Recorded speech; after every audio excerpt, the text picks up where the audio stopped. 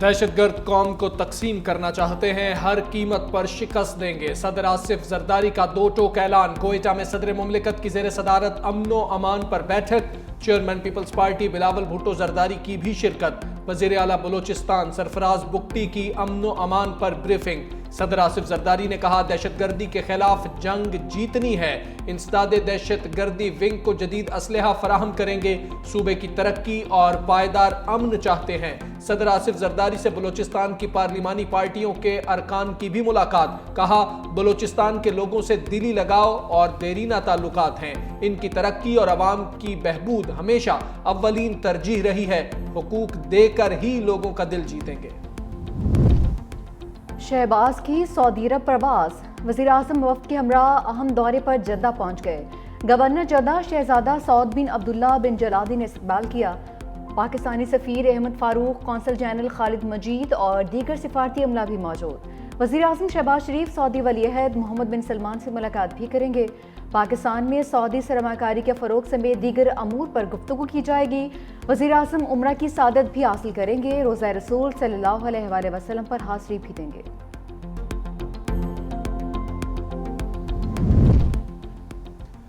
पाक अफगान सरहद तुरखम के बंद दरवाजे खुल गए। तिजारती गुजरगाह पर 25 रोज बाद आमदोरफ्त बहाल। सिक्योरिटी जराये के मुताबिक सरहद के करीब अफगान कस्टम हाउस में दोनों ममालिक के सिक्योरिटी हुक्काम की फ्लैग मीटिंग। 2 रोज कबल पाक अफगान मुश्तरका जरगे के फैसलों की तौसीक। मुतअद्दिद पाकिस्तानी कार्गो गाड़ियां अफगानिस्तान में दाखिल। अफगान माल बरदार गाड़ियों की भी पाकिस्तान एंट्री। फैसला किया गया कि अफगान मरीजों को हंगामी बुनियादों पर पाकिस्तान आमदोरफ्त की इजाज़त होगी। तुरखम सरहद पैदल आमदोरफ्त के लिए 2 रोज बाद खोली जाएगी। वजीर आला अली अमीन गंडापुर कहते हैं, सरहद खोलने के लिए जरगे की कोशिश काबिल तहसीन है। बंदिश दोनों अतराफ के कारोबारी लोगों के साथ आम आवाम को मुश्किलात दरपेश थीं। मसाइल के हल के लिए मिलकर कोशिशें करेंगे। रियासत चाहती है जजेस उसकी मर्जी के मुताबिक फैसले करें। इस्लामाबाद हाई कोर्ट के जस्टिस एजाज इसाक खान बरहम। बानी से मुलाकात के केसेस की कॉज लिस्ट मनसूख होने पर सख्त रिमार्क्स। कहा, ऐसा करने से पहले बेहतर था मेरी अदालत की बुनियादों में बारूद रख कर उड़ा देते। अगर रियासत ने हाई कोर्ट के बकिए उधेड़ने का सोच लिया है तो मेरे यहाँ बैठने का कोई फ़ायदा नहीं। अदालत की तलबी पर डिप्टी रजिस्ट्रार पेश हुए, मौक़िफ़ अपनाया। चीफ जस्टिस ऑफिस से हिदायत आई है कि लार्जर बेंच बना दिया है, कॉज लिस्ट मनसूख कर दें। जस्टिस सरदार एजाज इसाक ने इस्तफसार किया कि क्या रियासत जज की मर्जी के बगैर केस ट्रांसफ़र कर सकती है? आप अवाम में जजेस की क्रेडिबिलिटी को कम कर रहे हैं। नवाज शरीफ के बड़े साहबजादे हसन नवाज बरतानिया में टैक्स डिफॉल्टर करार। बरतानवी टैक्स अथॉरिटी ने 1,89,48,98,000 रुपए से जायद का जुर्माना आयद कर दिया। रिपोर्ट के मुताबिक हसन नवाज ने 5 अप्रैल 2015 से 6 अप्रैल 2016 तक 3,25 करोड़ से जायद का टैक्स अदा नहीं किया। हसन नवाज ने गुज़श्ता साल नवंबर में टैक्स से बचने के लिए खुद को दिवालिया करार दिया था। पार्टी ने इजाज़त दी थी, अली अमीन गंडापुर साहब बैठे थे, उन्होंने अपना मौक़िफ़ बयान किया और अगर वो मौक़िफ़ बयान करते वो भी हमारा ही मौक़िफ़ है। लेकिन इसमें कोई दो राय नहीं है कि हम चाहते हैं कि दहशतगर्दी के ख़िलाफ़ जंग में सारे लोग मुश्तरका एफर्ट्स करें। सिक्योरिटी इजलास में शिरकत न करने का फैसला जमात का मुतफ़िक़ा था। बैरिस्टर गोहर की वजाहत। कहा, दहशतगर्दी के खिलाफ मुश्तरका बयानिया अपनाने की ज़रूरत है। सबको एक पेज पर आना होगा। दुश्मनों के खिलाफ बिला इम्तियाज कार्रवाई होनी चाहिए। अली अमीन गंडापुर ने बतौर वज़ीर आला सिक्योरिटी इजलास में शिरकत की है। PTI खैबर पख्तूनख्वा के सदर जुनैद अकबर कहते हैं, हुकूमती पार्लिमानी कमेटी में शरीक न होने का कोई दुख नहीं, हम अपनी बात पर कायम हैं। अगर हुकूमत और इदारे बानी PTI को नहीं मानते तो ठीक है।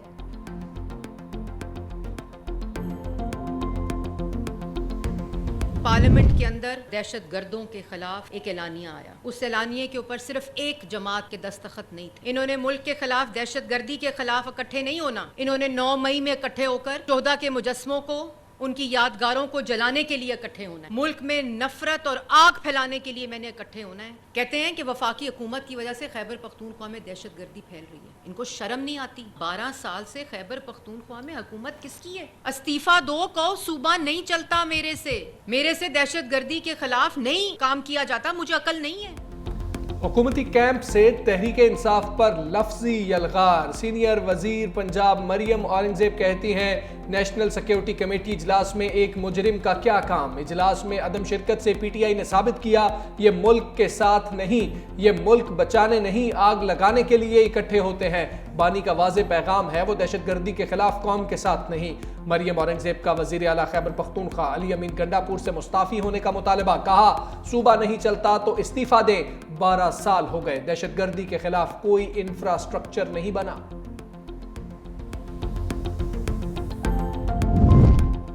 तहरीक इंसाफ ने पंजाब हुकूमत के खिलाफ वाइट पेपर जारी कर दिया। मौक़िफ़ अपनाया कि मौजूदा हुकूमत हमारे मंसूबों पर अपनी तख्तियां लगाई हैं।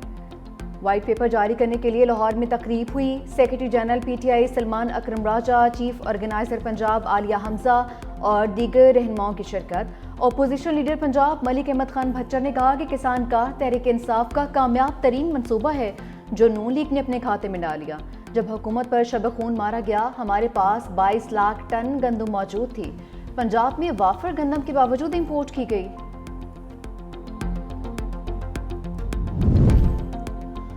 तोशाखाना तहाइफ से मुताल्लिक अहम बैठक। जुनेद अकबर की ज़ेर सदारत पब्लिक अकाउंट्स कमेटी का इजलास। तहाइफ ओरिजिनल होने या ना होने की तस्दीक से मुताल्लिक ऑडिट एतराज़ का जायजा। जुनेद अकबर ने कहा तोशाखाना का 1947 से रिकॉर्ड फराहम किया जाए। 1956 में वज़ीर आज़म की सदारत में दौरा चीन पर एक वफ्द गया। वफ्द के मेंबरान को कीमती तहाइफ मिले जो तब्दील किए गए।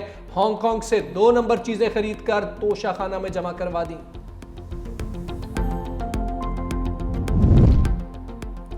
सोशल मीडिया प्रोपेगेंडा पर अलीमा खान से सवाल जवाब। ज़राए के मुताबिक जीआईटी की 2 घंटे तक पूछगछ। बानी पीटीआई के सोशल मीडिया अकाउंट से मुतालिक सवालात। अलीमा खान ने जवाब दिया कि बानी के अकाउंट से बैरून मुल्क ममालिक से ऑपरेट होते हैं। मालूम नहीं है, सिर्फ पार्टी पॉलिसी को ही प्रमोट किया जाता है।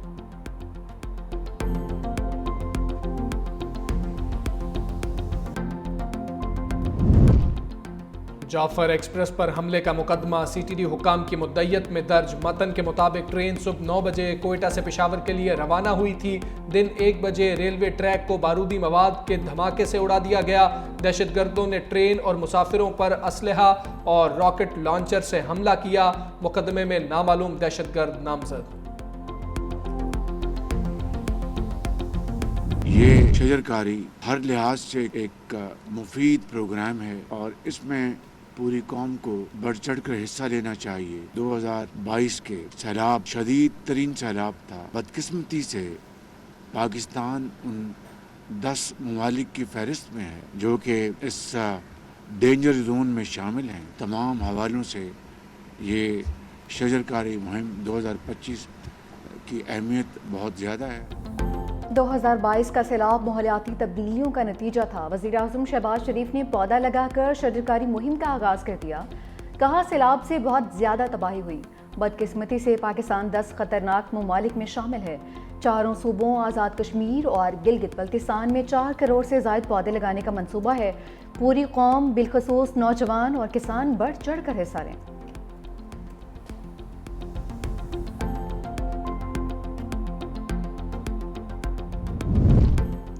साबिक कमिश्नर कोयटा की बेटी की दादागिरी। इफ्तिखार जोगिजई और बेटी का दौरान परवाज हंगामा। साइमा जोगिजई की अमले से बदतमीजी। कप्तान ने जहाज वापस कोयटा एयरपोर्ट पर उतार लिया। बाप और बेटी को ऑफलोड करने की हिदायत। साइमा जोगिजई का इनकार। मुक्का मारकर एयर होस्टेस का नाक जख्मी कर दिया। एएसएफ ने दोनों को हिरासत में ले लिया। कमिश्नर कोयटा एयरपोर्ट पहुंचे, मामला रफा दफा कराया। तहरीरी मुआफीनामा लिखकर दोनों दोबारा जहाज में सवार। तशद्दुद पर कार्रवाई होगी या नहीं, अहम सवाल। रिवायात और रस्मों रवाज की बुनियाद पर खवातीन को विरासत से महरूम करना गैर इस्लामी करार। विफाकी शरई अदालत ने बड़ा फैसला सुना दिया। शरीयत कोर्ट की खवातीन को विरासत से महरूम करने वालों के खिलाफ फौजदारी कार्रवाई की हिदायत। फैसले में लिखा, अदालत को बताया गया कि बन्नू में चादर और पर्ची नामी रिवायात पर अमल होता है। खैबर पख्तूनख्वा हुकूमत के मुताबिक ऐसे रस्म रिवाज नाराइज हैं, ना उनकी कोई अहमियत है। जस्टिस इकबाल हमीदुर रहमान की सरबराही में 4 रुकनी बेंच ने फैसला जारी किया।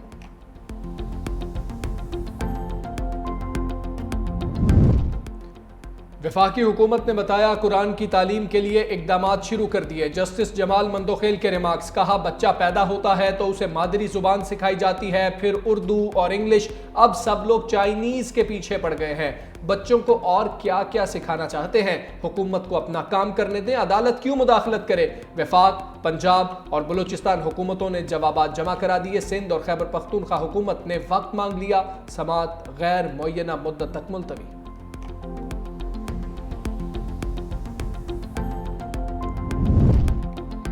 आवाम के लिए महंगा पेट्रोल हुकूमत की कमाई का जरिया बन गया। 1 लीटर पर 107 रुपये 12 पैसे टैक्स वसूली का इंकशाफ। सरकारी दस्तावेजात के मुताबिक ड्यूटी और टैक्स के बगैर पेट्रोल की एक्स रिफाइनरी कीमत 148 रुपये 51 पैसे फी लीटर निकली। हाई स्पीड डीजल की एक्स रिफाइनरी कीमत भी 154 रुपये 6 पैसे फी लीटर। मुल्क में चीनी की कोई किल्लत है ना होगी। फी किलो एक्स मिल कीमत 154 से बढ़ाकर 159 रुपए मुकर्रर। नायब वजीर आजम इसहाक डार कहते हैं यकीनी बनाया जाए चीनी की रिटेल कीमत 164 रुपए से जायद ना हो। 274 सस्ते बाजारों में चीनी 130 रुपए फी किलो फराहम की जा रही है। आइंदा साल क्रशिंग सीजन 1 नवंबर से शुरू होगा। डॉलर्स का मुल्की खजाने का रुख। आलमी बैंक ने पाकिस्तान के लिए 10 करोड़ 20 लाख डॉलर कर्ज की मंजूरी दे दी। वर्ल्ड बैंक के मुताबिक कर्ज की रकम मैक्रो क्रेडिट और मैक्रो फाइनेंस के लिए इस्तेमाल होगी। कर्जे से 18,90,000 अफराद मुस्तफीद हो सकेंगे। आलमी बैंक का कहना है गरीब और कम आमदन वाले घरानों को कर्ज दिया जा सकेगा। कौमी एयरलाइन को बरतानिया उड़ान का इंतजार। PIA पर 5 साल से लगी पाबंदी खत्म होने की उम्मीद। बरतानवी एयर सेफ्टी कमेटी का अहम इजलास कल होगा।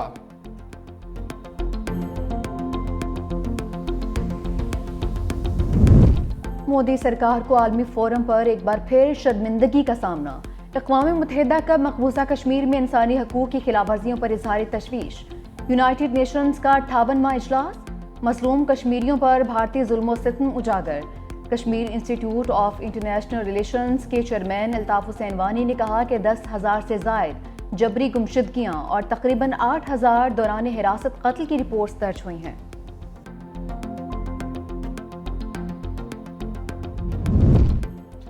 वफाकी हुकूमत का ईद उल फित्र की तातीलात का ऐलान। 31 मार्च से 2 अप्रैल तक 3 छुट्टियां होंगी। नोटिफिकेशन भी जारी। शवाल का चांद देखने के लिए मरकजी रुयत हिलाल कमेटी का इजलास 30 मार्च को तलब। चांद नजर आने या ना आने की सूरत में ईद उल फित्र की तारीख का ऐलान किया जाएगा।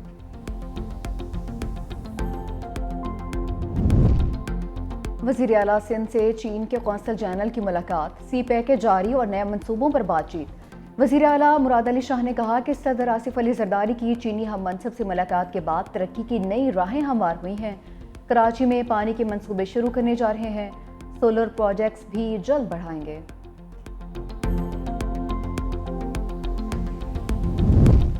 उस्मान ख्वाजा इसराइली वहशियाना बमबारी पर एक बार फिर बोल उठे। सोशल मीडिया पर पैगाम में लिखा कि एक दिन में 130 से जायद बच्चे मारे गए, बगैर किसी वजह के जंगबंदी को तोड़ा गया।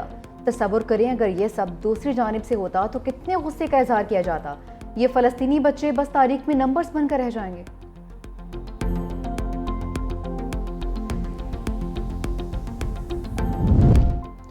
प्यूटन ने ट्रंप की एक बात मान ली। अमरीकी और रूसी सदूर में टेलीफोन पर बातचीत। व्लादिमीर पुतिन का यूक्रेन की तवानाई तनसीबात पर हमले रोकने पर इत्तेफाक। 30 दिन की मुकम्मल जंग बंदी की तौसीक से इनकार कर दिया।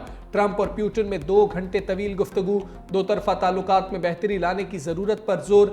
सदर ट्रंप ने कहा यह तनाज़ा शुरू नहीं होना चाहिए था, इसे बहुत पहले पुरअमन तौर पर ख़त्म कर देना चाहिए था। टेलीफोनिक राबते के नताइज आना शुरू हो गए। रूस और यूक्रेन के दरमियान कैदियों के तबादले पर इत्तेफाक। रूस और यूक्रेन एक दूसरे के 175 कैदी रिहा करेंगे। अमेरिका जाने के ख्वाहिशमंद हजरात मुतवज्जे हों, येलो, ऑरेंज और रेड फहरिस्त का कोई भी वजूद नहीं। अमरीकी महकमा खारजा की तस्दीक। पाबंदी के लिए मुतअद्दिद ममालिक की फहरिस्त बनाने की खबरों की तरदीद कर दी। तर्जुमान टेमी ब्रूस कहती हैं, सदर ट्रंप के अहकामात के बाद वीजा पॉलिसी का जायजा जरूर लिया जा रहा है। जिस फहरिस्त पर कई दिनों से बात हो रही है उसका कोई वजूद नहीं। खला से जमीन का सफर। आलमी खलाई मरकज पर 9 माह से फंसे 2 खलाबाज वापस आ गए। खलाई कैप्सूल के जरिए फ्लोरिडा के समुंदर में लैंडिंग। तवील खलाई मिशन से खलाबाजों की सेहत के मसाइल।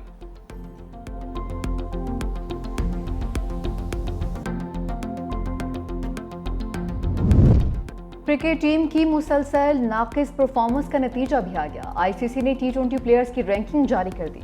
शाहीन आफरीदी 6 दर्जे तनाज़ले के बाद 30वें नंबर पर चले गए। हारिस राउफ की 26वीं पोजीशन। बाबर आजम का 1 दर्जे गिरावट के बाद 8वां नंबर। मोहम्मद रिजवान 9वें नंबर पर मौजूद। ऑस्ट्रेलिया के ट्रेविस हेड की बैटिंग में पहली पोजीशन बरकरार। बॉलर्स में वेस्टइंडीज के अकील हुसैन का पहला नंबर।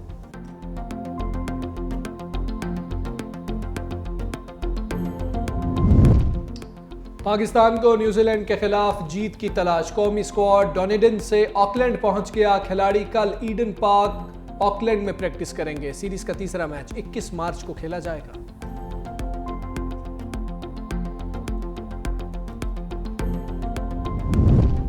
शाहीन, रबादा, स्टॉक, नाम, पैट कमिंस। विराट कोहली ने जसप्रीत बुमराह को दुनिया का सबसे खतरनाक बॉलर करार दिया।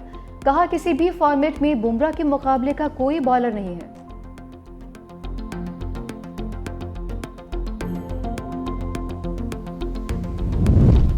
Star footballer Lionel Messi injury के बायस वर्ल्ड कप क्वालिफायर के 2 मैचेस से बाहर। मेसी क्लब मैच के दौरान इंजरी का शिकार हुए थे।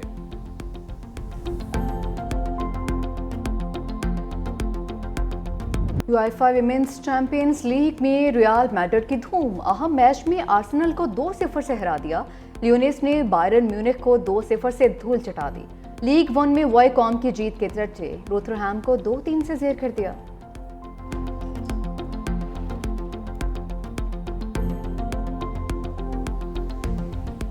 और दिलों पर राज करने वाले शहंशाह जज्बात, फिल्म इंडस्ट्री के सुनहरी दौर के वर्सटाइल हीरो, बड़े नाम के साथ साथ इंसान भी बड़े, लेजेंड अदाकार मोहम्मद अली की बरसी पर यादों के दिए रोशन।